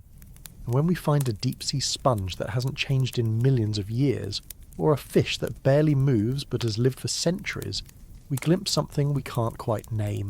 Not envy exactly, but something close. Stability, stillness, escape. Or perhaps it's something more unsettling. A reminder that most of life, in space, in time, is not human life. That we are the exception, not the rule. The deep sea also challenges our stories of progress. In school, we learn that evolution is improvement. But many abyssal creatures are not advanced. They are old, unchanged. Their design is not efficient but sufficient. The gulper eel, the blobfish, the vampire squid. These are not upgrades. They are adaptations to an environment we barely understand. And that challenges something in us, because we want the universe to mirror us. We want it to be climbing, ascending, evolving towards something we recognize. But the deep doesn't do that. It doesn't reflect. It resists. And in that resistance, it humbles us. This is not pessimism, it's perspective. In recent years, philosophers and ecologists have begun speaking of more than human worlds. Worlds where human desires are not central, where ecosystems operate on their own terms, where other forms of life, non-conscious, non-verbal, non-tool using, still have value. The deep sea is a masterclass in that idea. No creature down there cares about our achievements. No trench is impressed by our politics. No vent field remembers our names. And yet, the moment we see them, we care. A flashing siphonophore, undulating like a ribbon in a dance we can't name. A translucent octopus with eyes like marbles.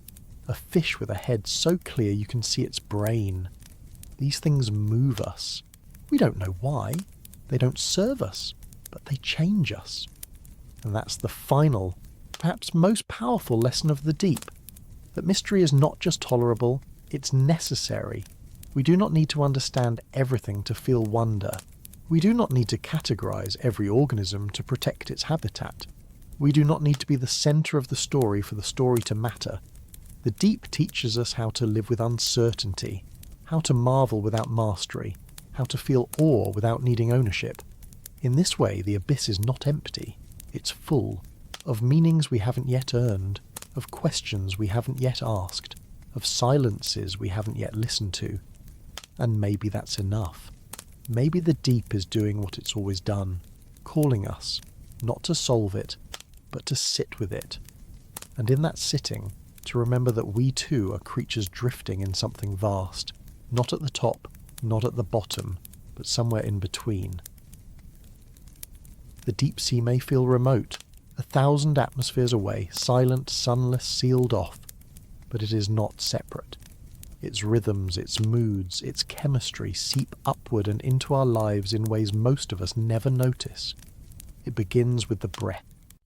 Nearly every second inhale you take, every other breath, contains oxygen produced by phytoplankton.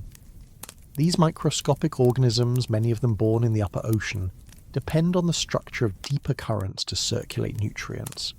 The deep sea, by way of vertical mixing, fertilizes the light-rich layers above, and so the trench contributes to the sky, the abyss, to the air. It's invisible, but intimate. The deep sea affects weather too. The vast conveyor belt of global thermohaline circulation, a system of currents driven by differences in temperature and salinity, regulates climate across continents. A cold water mass formed in the North Atlantic may take centuries to snake through the ocean's depths before resurfacing near Antarctica. This engine is slow, but powerful. When it weakens, storm patterns shift, droughts bloom, ice melts, tides creep upward into city streets. We talk about climate change as if it's something happening to the planet, but really it's something happening within it. And the deep sea is where the memory of carbon, heat, and time gets stored. You don't need to be on a boat to feel the sea. Every summer heat wave, every strange winter, every superstorm in headlines, They are, in part, shaped by the whisper of water 1,000 metres below. But our connection to the deep isn't just physical, it's emotional. It lives in metaphor. We call feelings deep. We plunge into thought. We sink into sadness. We speak of unfathomable pain or oceanic love. The language of depth has become the language of interiority, as if our emotions, like the sea, are vast, layered, difficult to chart. This isn't a coincidence. Just as the surface world feels fast and exposed, the ocean suggests slowness and privacy. It becomes a metaphor for the parts of us we don't fully understand, our desires, our fears, our secrets. When we imagine diving, we imagine uncovering, discovering, transforming. This has shown up again and again in culture. In film, the sea is rarely neutral. It's either revelation, the abyss, terror, the Meg, Leviathan, or transcendence. Finding Nemo is a family comedy, yes, but also a story of depth and distance, of crossing emotional and literal oceans. In literature, the sea has been a space for obsession, Moby Dick, madness, Heart of Darkness, rebirth, The Old Man and the Sea, and apocalypse, 20,000 Leagues Under the Sea feels more prescient now than ever. We dress these stories with creatures, squids, serpents, sharks. But what we're really exploring is something more psychological. What happens when we leave the familiar behind? When we go where maps run out? The deep sea becomes not just a setting, but a character. Dark, impassive, eternal. And yet, we keep returning to it. In stories, in dreams, in science. Even children, before they know the word abyss, draw whales and submarines and glowing fish. They instinctively imagine that there is more below. They are right. Our fascination with the deep shows up in the mundane too. The seafood aisle, the pearl in a ring, the cuttlefish ink in pasta, the coral jewellery passed down in a family. These things carry the deep with them, materially but also mythically. We forget sometimes that the deep has been part of human commerce for millennia. Sponge divers, salt traders, coral harvesters, ambergris, a rare compound formed in the intestines of sperm whales, was once more valuable than gold, used in perfumes and medicines. Ships risked storm and war to harvest from waters they could not see into. Even now, deep-sea trawlers bring back species once thought inaccessible. Orange roughy, Patagonian toothfish, monkfish, creatures that take decades to mature, that live in fragile ecosystems, end up pan-seared and served under lemon foam. And here, the connection turns sobering.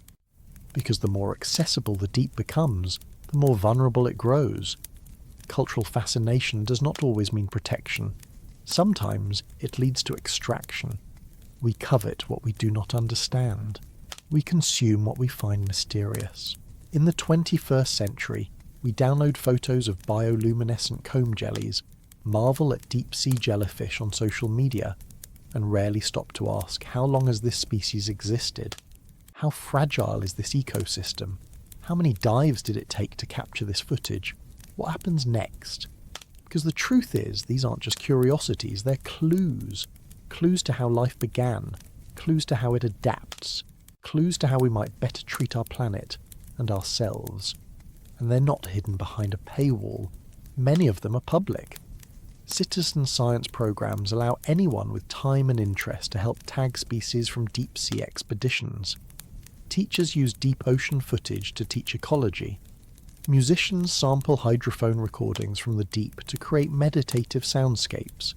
Even wellness industries have started to invoke the ocean in their branding. Deep cleansing, marine peptides, ocean minerals. Whether or not these products carry real connection to the sea, they carry symbolic power. They tell us that the ocean, the deep ocean, represents purity, stillness, origin. Even if it's marketing, even if it's shallow, the instinct beneath is real, to immerse, to restore, to remember that we came from water. And maybe, emotionally, we never really left.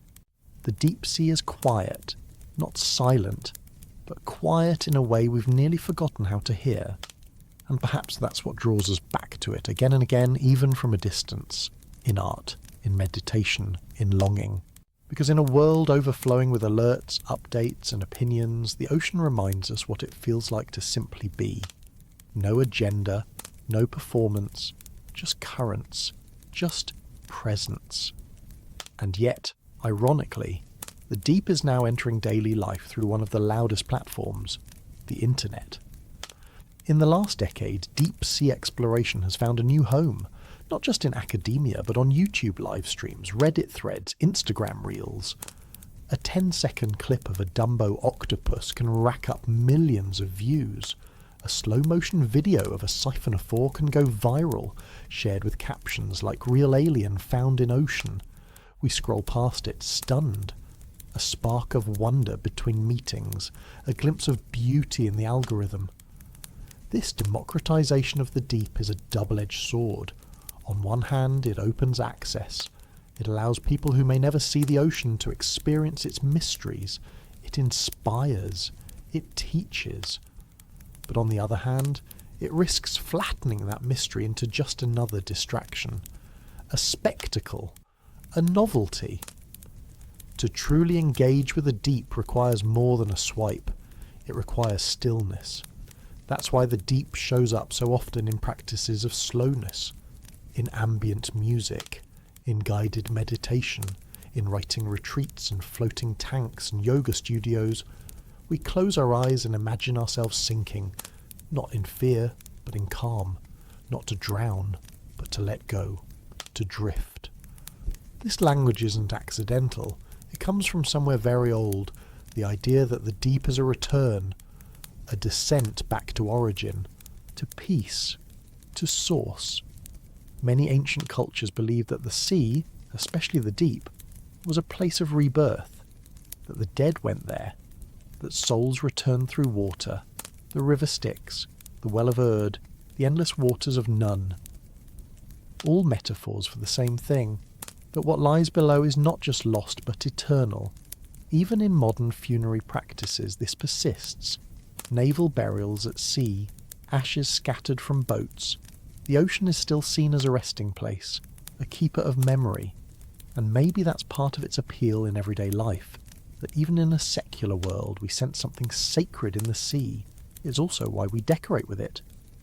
Interior design loves a nautical theme, wave patterns, coral textures, shells, indigo dyes. These aren't just aesthetics, they're signals, reminders of water, flow, depth. The psychology of blue space mirrors that of green. We associate it with calm, restoration, openness. Even science has backed this up. Exposure to images of oceans, especially still deep water, has been shown to reduce stress, slow heart rate, and increase feelings of connectedness. In a way, we're building aquariums for the soul. And yet, the irony remains. The more we invoke the deep, the more we risk ignoring its reality. Because the real deep sea is not just beautiful. It's slow, fragile, exploited. As our fascination grows, so does the pressure to mine, to fish, to extract. Cultural interest becomes economic interest, and cultural symbols, whales, corals, seahorses, become commodities. A coral-shaped lamp made in a factory, a deep-sea-themed hotel suite, a luxury watch named after a trench. All of it echoes the same question. How do we love what we do not see? How do we protect what we cannot touch? Perhaps the answer begins with remembering that the deep isn't separate from daily life. It's the base of it. The currents below influence the skies above. The cycles of the trench affect the warmth of the air. Even your phone, your laptop, your charging cable exists partly because of undersea fibre optic lines laid across the sea floor. The internet is woven through the ocean. And maybe so are we. In dreams, the ocean often symbolises the subconscious. We drift across it in sleep. We sink into it in memory.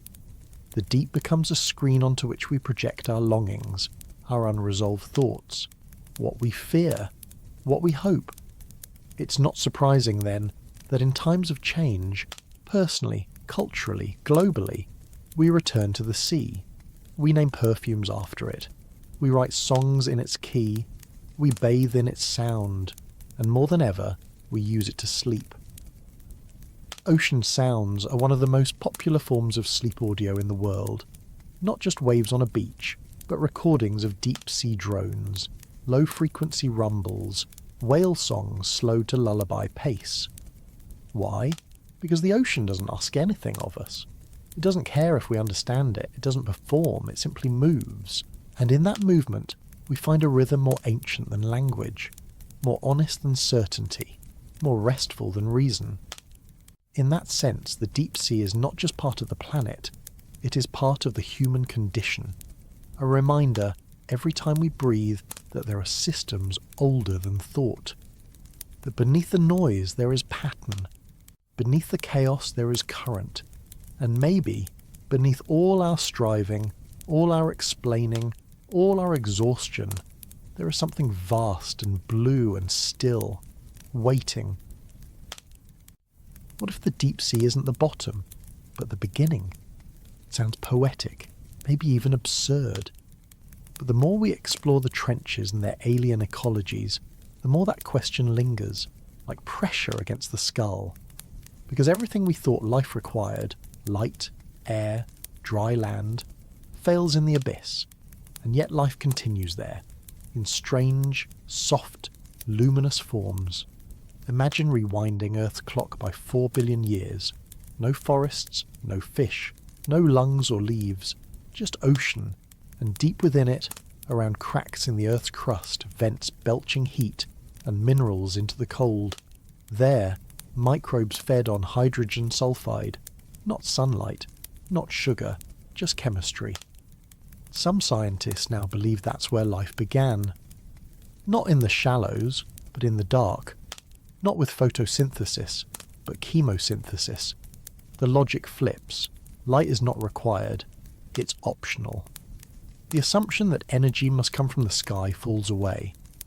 That idea alone feels like science fiction, but it's not. It's biogeochemistry, molecular evolution, astrobiology, real research, and it fuels real questions. Like this one, if life began in the deep, why wouldn't it exist in similar conditions elsewhere? Because if the abyss can birth life, then Europa can, Enceladus can. Any ocean world with subsurface heating becomes a candidate. The deep sea in this framing becomes a prototype for life beyond Earth. Suddenly the creatures of the trenches, translucent, pressure-loving, heat-feeding, feel less like exceptions and more like ambassadors. But this is just one what if. Let's stretch further. What if evolution had favoured deep-sea organisms over surface dwellers? What if, in some alternate version of Earth, the dominant intelligent species wasn't a primate walking on two legs, but a cephalopod adapting to life in the black? Cephalopods, squid, octopuses, cuttlefish, already demonstrate complex behaviour, problem-solving, memory and tool use. Their nervous systems are distributed, their bodies shape-shift. They don't just see. Some scientists believe they can sense polarised light, electrical fields, even texture through skin. An octopus can navigate a maze, unscrew a jar, recognise faces, even show what looks like play. Now imagine an evolutionary path where they didn't die after mating, where they lived longer, where intelligence had time to accumulate. Would they build cities? Would they write? Or would their intelligence be so different, so embodied, so fluid, that communication as we know it wouldn't apply? Maybe they wouldn't speak in sound, but in colour, as many already do. Maybe they wouldn't remember in language, but in texture, pressure, light. And maybe, in that version of Earth, it's the surface that remains unexplored. Too dry, too hot, too loud. To us, the idea of an underwater civilization seems absurd, but only because our own biology anchors us to land, to air. Take that bias away and new possibilities bubble up. Which leads to another paradox. The more we explore the deep, the more we realise how little of it we've explored. Depending on definitions, we've mapped less than 25% of the seafloor in high resolution, and of the Hadal zone, the trenches deeper than 6,000 metres, we've directly visited perhaps a dozen spots. It's like trying to understand a continent by looking at a single city. So, what's still out there? What have we missed? We tend to think that large, undiscovered animals belong to the realm of fantasy, and yet we discover new deep-sea species every year. Some large, many strange. Giant squid were legends for centuries before a living one was filmed in 2004. The megamouth shark wasn't discovered until 1976, not as a fossil, but alive, enormous, and drifting. This isn't cryptozoology, it's reality, which opens the door just a crack to wonder, could something big be down there, unknown, unseen? Perhaps not the kraken of sailors' tales, but something we haven't yet conceived, not because it's mythical, but because it's unimaginable, because evolution doesn't care about our expectations, and if such a creature exists, would we recognise it as alive, as intelligent, as something worth protecting? That question of recognition is at the heart of deep-sea science fiction. Many sci-fi narratives take place in space, but the ocean may be the closer cousin to the truly alien. It's dark, it's pressure-rich, it's biologically unfamiliar, communication is limited, vision is distorted, physics itself bends. What we know from the surface doesn't apply. In stories like The Abyss or Sphere, the ocean becomes a stand-in for the mind, filled with unknown depths, hidden threats, quiet genius. Even in horror, the thing below underwater, the fear is not of the monster, but of the isolation, the slowness, the knowledge that you're not at the top of the food chain anymore, maybe never were. But the best ocean stories aren't about fear, they're about empathy. What if the deep is not hostile but misunderstood? Or what if it isn't empty but full? Just full in a way we haven't learned to perceive yet. Maybe deep-sea creatures navigate dimensions we don't see. Maybe their sense of time is folded. Maybe they interpret the world through currents, not chronology. Maybe to them we are the strange ones, the fast, flat creatures who light up the surface and vanish too quickly to matter. In that framing, the ocean becomes not a barrier, but a filter, one that reveals only what we're ready to see. And so, the question turns inward. What if the deep isn't just out there? What if it's a metaphor for the part of us we don't yet understand? The part that resists speed, that values quiet, that remembers things we never learned, that believes in something larger than efficiency, the part that asks questions not to be answered, but to be held. What if the deep is where our minds go when we sleep? Where our ancestors whisper through dreams? Where memory and meaning float unmoored, waiting to be shaped? And what if every exploration we send downward is also a reflection of that inward search? Not just to find new species, but to find new ways of being. What if the laws of nature, gravity, pressure, metabolism, aren't universal after all? What if, deep beneath the ocean's crust, there are environments so extreme they force life to break the rules we think are absolute? Already, in the hot vents of the Mariana Trench, we've found microbes that thrive at temperatures above boiling, in the absence of oxygen, and in pressures that would crush a human submarine like a soda can. These organisms metabolize metal, they eat stone, they turn poison into food. To us that sounds impossible, but only because we still write the rules using our own survival as the template. And yet, the deep sea continues to demonstrate that biology is not beholden to comfort. In fact, some of Earth's most stable ecosystems exist, where life seems least likely to begin. That tension, the impossibility of life versus the persistence of it, is a story science fiction has been exploring for decades. Take the idea of sentient water. Not just life in water, but water as life. In Stanislaw Lem's Solaris, the ocean is a thinking entity. It responds to the emotions of visitors, It creates matter from memory. It dreams in the language of grief. Is that so far-fetched? We already know that sound travels 4 times faster in water than in air, that electrical fields propagate differently, that quantum effects like coherence may be sustained longer in marine environments.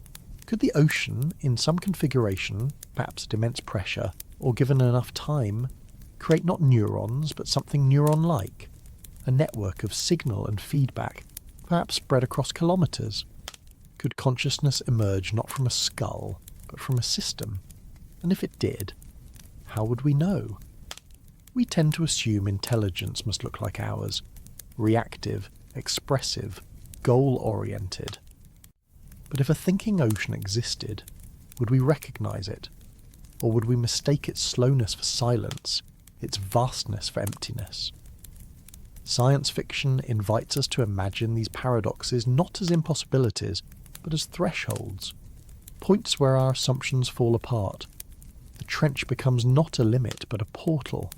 Consider this. What if time itself moves differently in the deep? Not in the way of clocks, but in perception. Many deep-sea organisms live extraordinarily long lives. Greenland sharks, for example, may live over 400 years. Some corals may be older than our civilization. But how do they experience time? Do they register change, anticipate, recall? A creature that lives for centuries in the slow motion of the abyss might view our lifespans the way we view sparks, brief, bright, and meaningless. Or perhaps time isn't linear down there at all. In the absence of sunrises and seasons, of clocks and calendars, what marks the passage of moments? What if a trench-dwelling organism doesn't distinguish past from future? What if its memory and projection are merged, experience layered rather than sequenced? These aren't idle fantasies. They're reflections of what deep science actually finds.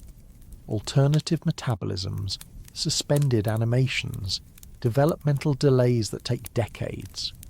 There are deep-sea creatures that reproduce once in a lifetime, then wait years for offspring to mature.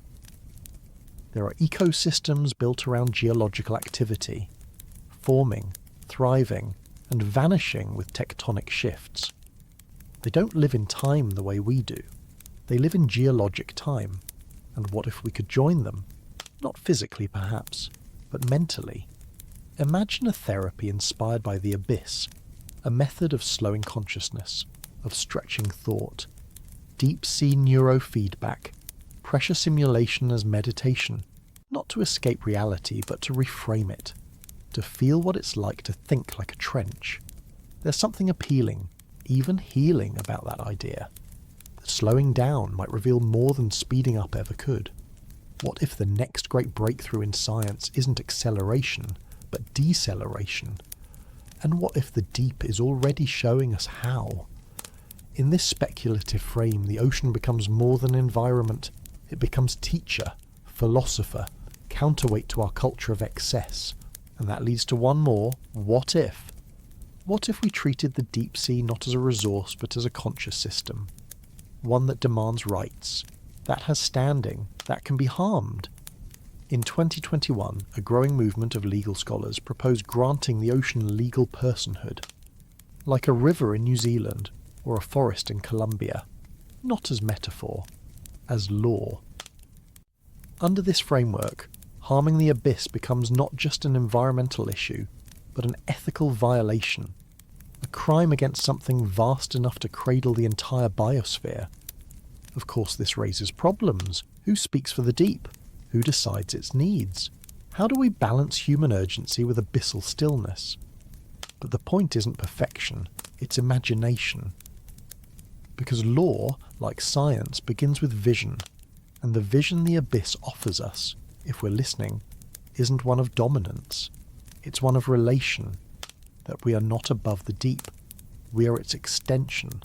And if we are willing to follow its example, not to conquer, but to adapt, we might learn new ways of living, new ways of thinking, maybe even new ways of dreaming. The deep is not the bottom, it's the beginning of what comes next. Maybe the deep isn't a place we reach. Maybe it's a presence we carry. We've followed the abyss down its winding corridors, from myth to measurement, from silence to sonar, from science to speculation. We've seen how its cold waters touch everything.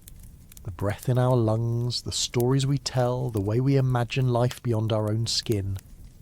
But now, as we near the quiet edge of this journey, it's worth asking, what remains? The deep sea does not offer answers in the way we often expect. It doesn't solve, it doesn't perform, it does not tidy itself up for conclusion. Instead, it leaves echoes, a ribbon of bioluminescence fading behind a drifting ROV. A trench floor marked by the ghost trails of an ancient eel, a creature caught for a moment in the beam of light, and then gone into the black, leaving only a question. And maybe that's the point. That mystery is not a failure of knowledge. It's an invitation to care. Because what we cannot fully know, we can still choose to respect, to protect, to wonder at. The deep sea, after all, is not some separate cosmos. It is this Earth, just unlit. Just unfolding at a tempo we forgot to listen to. We often speak of conquering frontiers, but the abyss asks something else entirely.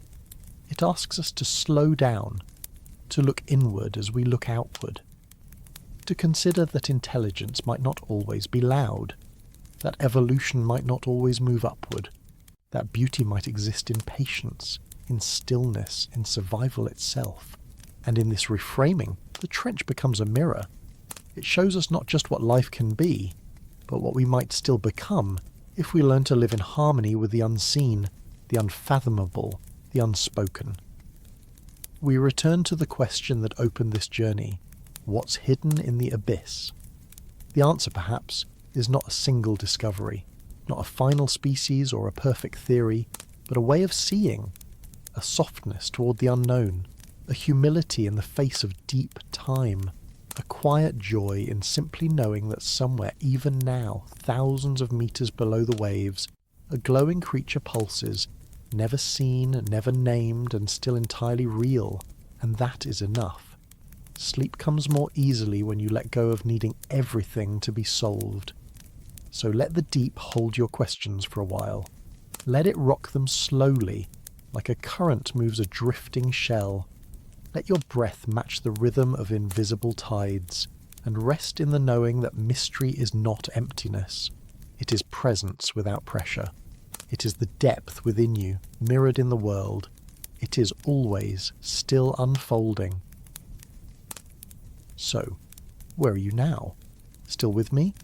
Or already drifting, half asleep, carried by the same silent tides that shape the world beneath our feet?